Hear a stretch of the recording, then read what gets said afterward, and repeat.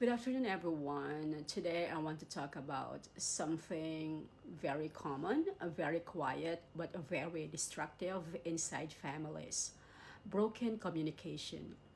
Many families say we love each other, but love without communication is slowly becomes distance.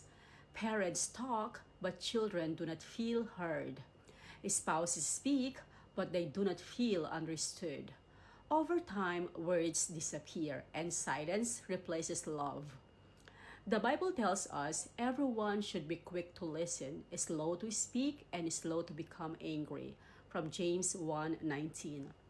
God places listening first, not speaking, because listening is not just a skill, it is an act of love.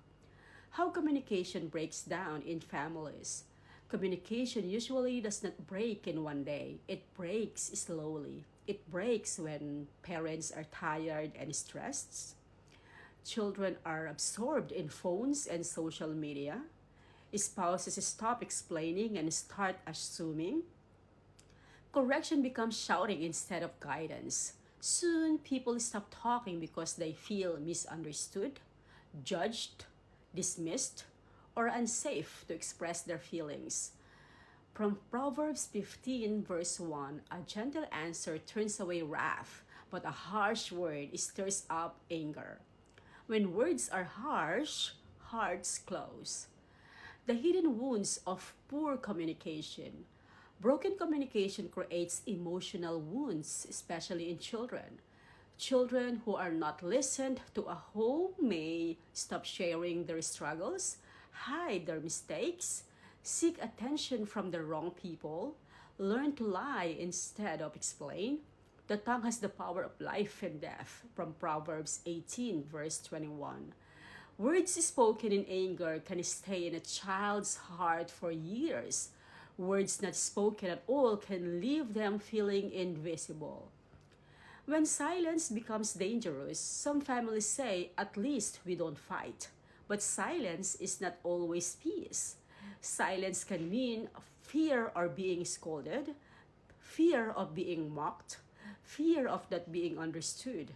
Speak the truth in love, from Ephesians 4:15. God does not want shouting homes, but He also does not want silent homes filled with fear.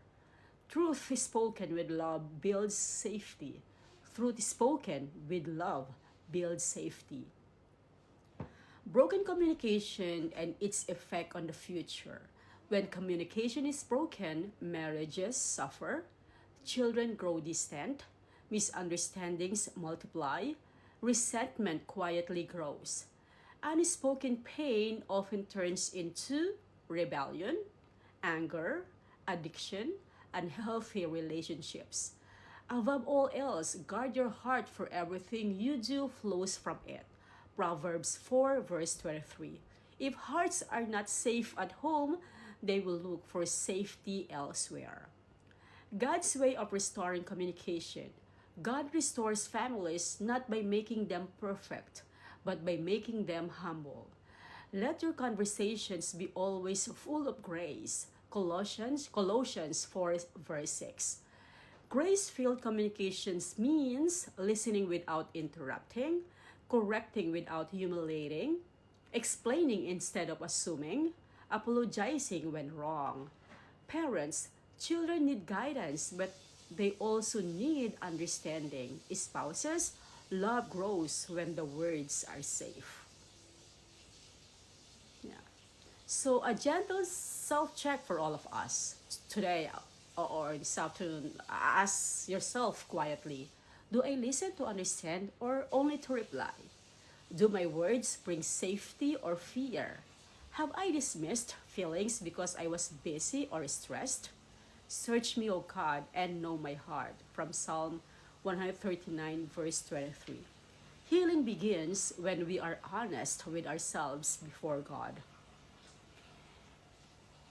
This is like a message of hope. If your family communication is already broken, do not lose hope. He heals the brokenhearted and binds up their wounds. From Psalm 147, verse 3. God can restore conversation that stopped long ago. One humble apology can reopen a closed heart. One patient listener can change a family's direction. So, blessed are the peacemakers from Matthew 5, verse 9. God bless everyone.